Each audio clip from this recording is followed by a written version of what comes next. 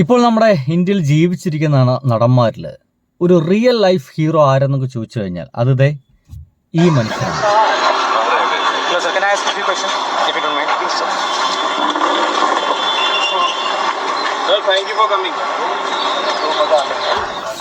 ഇത് പ്രകാശ് രാജ് CJP പ്രൊട്ടസ്റ്റില് ആദ്യ അവസാനം പങ്കെടുത്ത ഒരു മനുഷ്യൻ.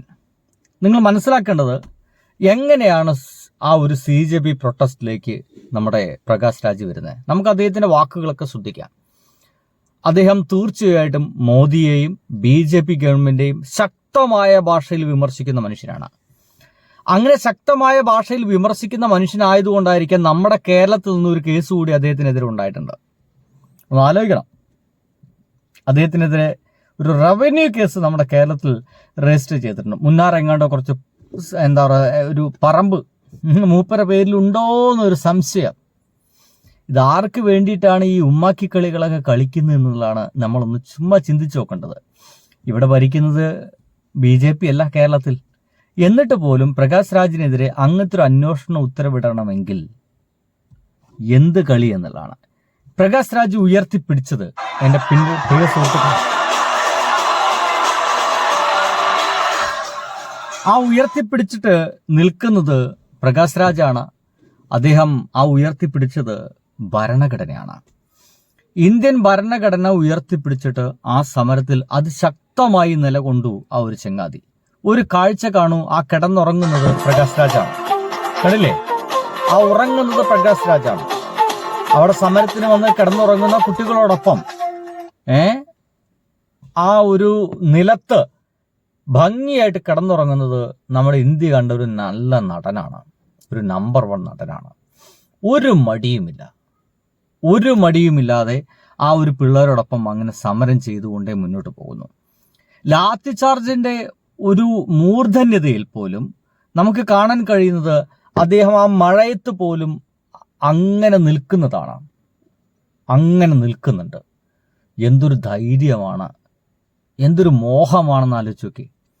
ഇതൊക്കെയാണ് സത്യം പറഞ്ഞു കഴിഞ്ഞാൽ റിയൽ ലൈഫ് ഹീറോസ് എന്നൊക്കെ പറയുന്നത്. അദ്ദേഹത്തിന്റെ ഒരു ടോക്ക് ഉണ്ട്, ഒന്ന് കേട്ടു നോക്കൂ. ഇതാ, मैं फिल्मों में चीटिंग करता हूँ, पैसा मिलता है. वो एक्टिंग है, ये एनएक्टिंग है.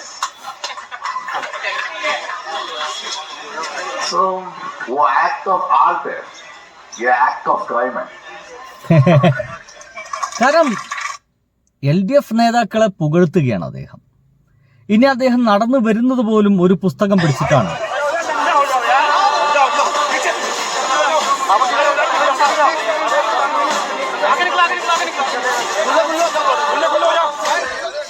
കണ്ടില്ലേ, അദ്ദേഹത്തെ അവിടേക്ക് ആനയിച്ചു പോകുന്ന ആളുകളെ കാണാം.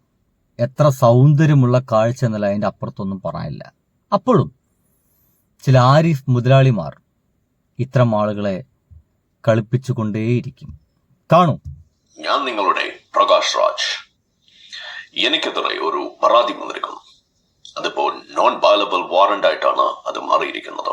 കഴിഞ്ഞ കുറച്ച് ദിവസങ്ങളായി ഞാൻ നിങ്ങളോട് പറയുകയുണ്ടായിരുന്നു ഇതെല്ലാം വെറും കെട്ടിച്ചമച്ച കേസുകളാണ് എന്ന്. പക്ഷേ എന്താണ് ഇവിടെ സംഭവിക്കുന്നത്? ഇന്ത്യ, ഭാരതം, ഫാഷിസ്റ്റ് ഭാരതം, ഹിന്ദുത്വ ഭാരതം, നമുക്കതിനെ തടയേണ്ടതുണ്ട്. എന്ത് വില കൊടുത്തും തടയേണ്ടതുണ്ട്. ഈ കളിപ്പിച്ചുകൊണ്ട് വർത്തമാനം പറയുന്ന ആളുടെ പേര് ആരിഫ് ഹുസൈൻ എന്നാണ്. സംഘികൾക്ക് വേണ്ടി പണിയെടുത്തുകൊണ്ടിരിക്കുന്ന ഒരു മനുഷ്യൻ എന്നതിനേക്കാൾ അപ്പുറത്ത് വേറെ ഒന്നുമില്ല. അപ്പോൾ സുഹൃത്തുക്കളെ, ബൈ.